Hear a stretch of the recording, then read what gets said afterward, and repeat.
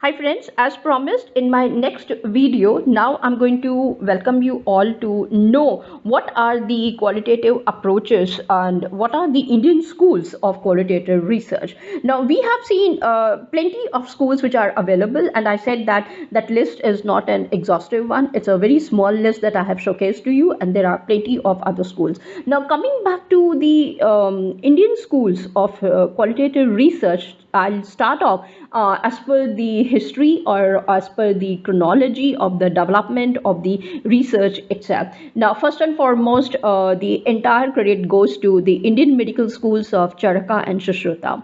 Now one may ask me as to how I came to know about this thing. Now, this was one of the workshops which again was conducted in my earlier workplace where I was working, and this is one of the professors who had arrived to India from Nepal and from Tribhuvan University, and he is the one who started off with the research methodology that is used in Charaka's textbooks basically. Now I just looked at him and and I just kept quiet, and I thought, okay, let him complete it, the entire process, and then I'll question him. Then he told me that yes, these are the methodologies that you need to understand Ramani, and you should also try to see that yes, you are able to write certain papers on these things side by side. Shushruta is the follower, I should say, in the medical school of Indian systems out here, and he also has published good number of books, and his books are till date used in the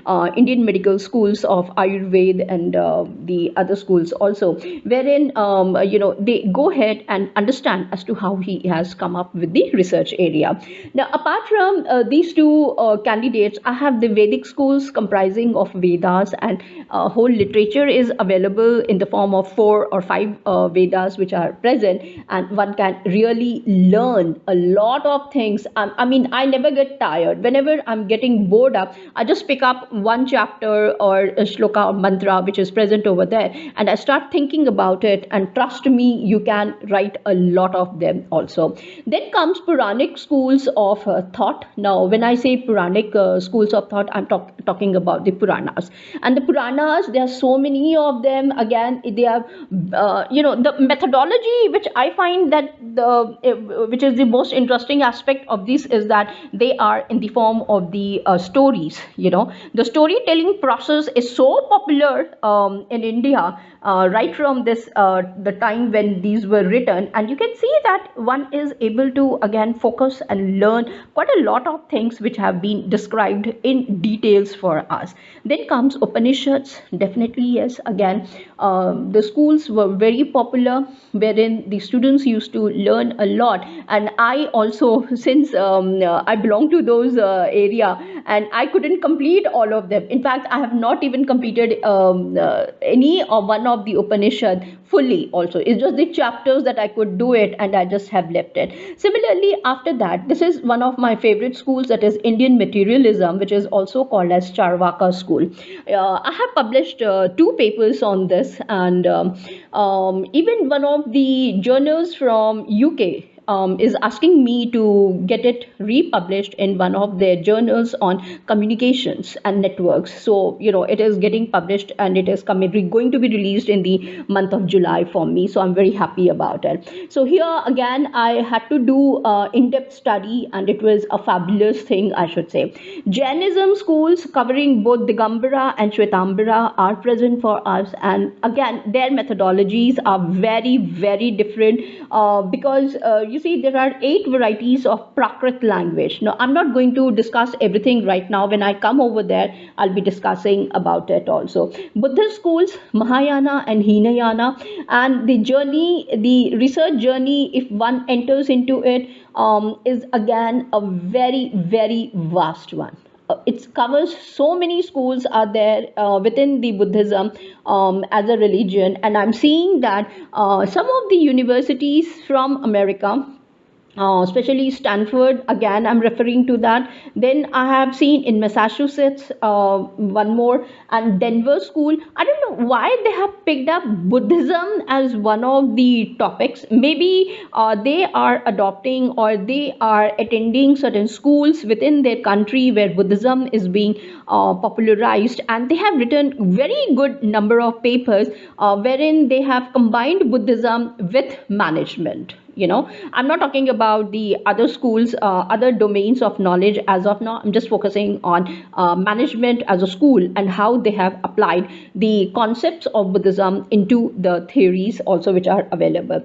My favorite school always is Nyaya school, and I spend a lot of time. Reason being, not just that we can apply the concepts or the methodology of Nyaya schools in the domain of legal world. I mean, if you are a law student, you can definitely understand how much contribution has been given to them in terms of the legal terminologies and concepts, number one. Number two, even now when I'm learning structural equation models, okay, and especially in the term of mediation, I'm seeing that Nyar school, especially there are 4 or 5 schools like Gautama Sutras are there, Jayant Bhatt's Nyay Manjari is there, Nyay Siddhant Muktavali is present, wherein if we pick up these books which have been written in Sanskrit, and the way they have discussed about the concepts of the mediation, and the similar things have been focused when I read the books on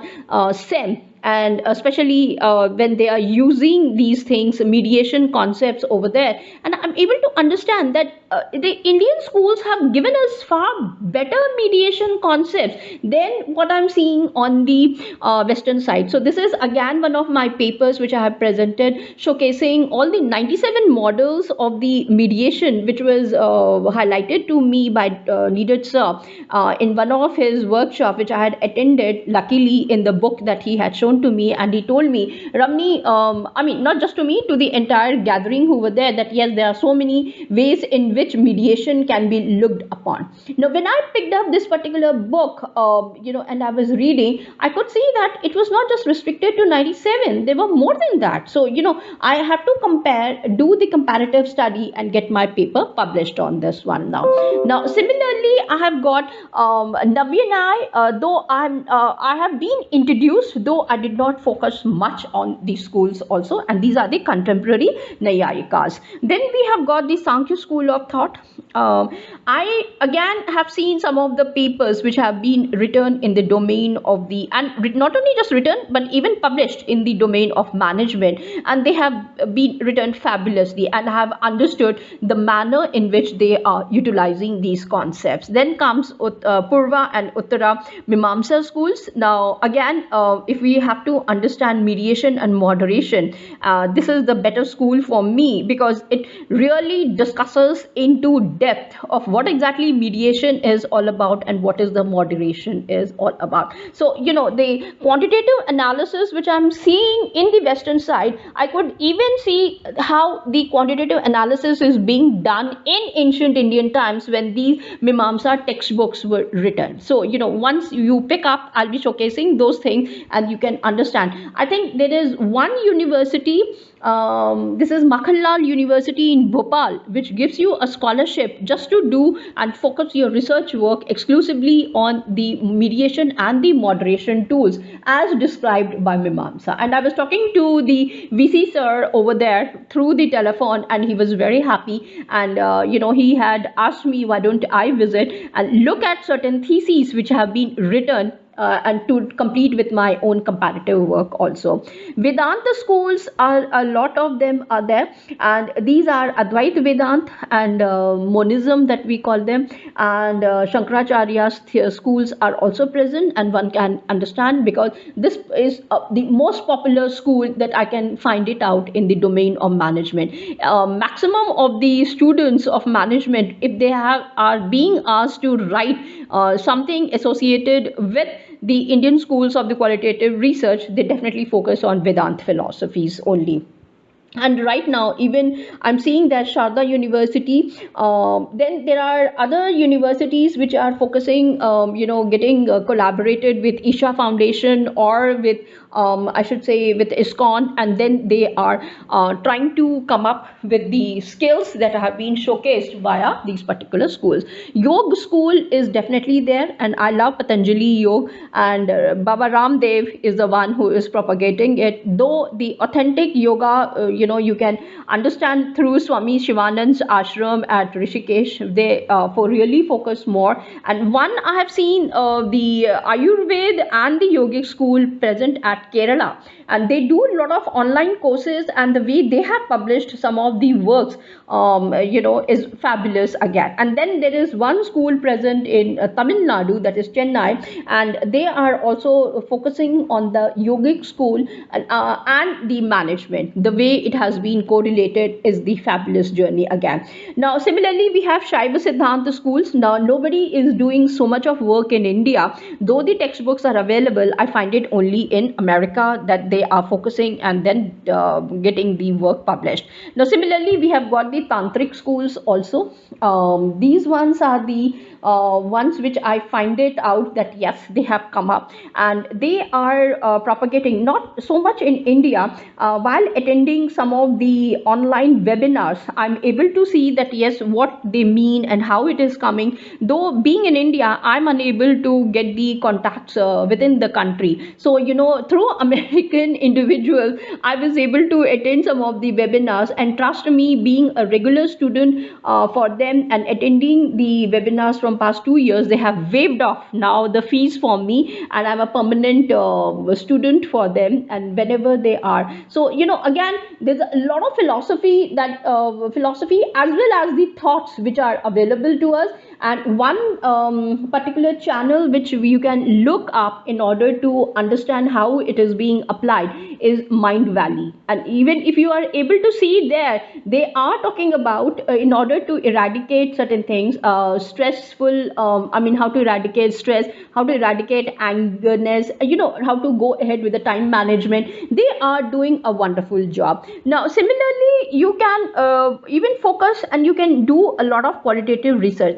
Similarly, we have got the scriptures of Mahabharata and Ramayana. Trust me, I have around 24 volumes of Mahabharata books lying on my laptop on a daily basis. I see to it that yes, I'm reading, because the way they give you certain stories, through the stories, there's so many things that are being said. It can be related to environment, it can be related to animals, it can be related to feminism, management, sociology, you name it, and you will be able to get the help from these books. Similarly with Ramayana. Then there are other schools which I call it as the contemporary schools, wherein you have got the I should say methodologies as provided by Gandhiji, Tagore, Muhammad Iqbal, Lal Bahadur Shastri. I was working on one of the books, because he himself was a student of philosophy. However, not much work has been written on him also. So his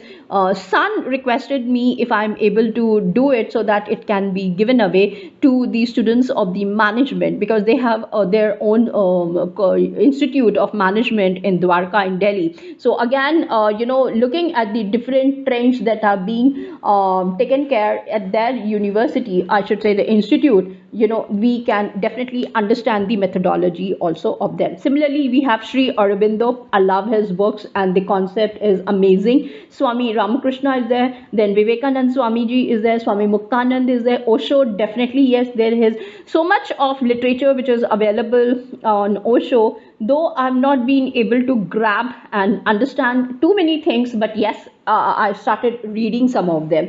ISKCON, I'm a permanent member for them, so I keep getting a lot of literature. Sikhism and their gurus also, if one is able to focus on their style of working, you will get a lot of information. Then Isha School of Sadhguruji is also available, and I really like his lectures also. He himself is a student also side by side, and the way he is talking about and referring to various ways in which we can redefine the concepts and look at certain things is amazing. Brahma Kumaris are also there, Patanjali Yoga School, then Nehru. So the list is again for the contemporary schools, quite a lot of them.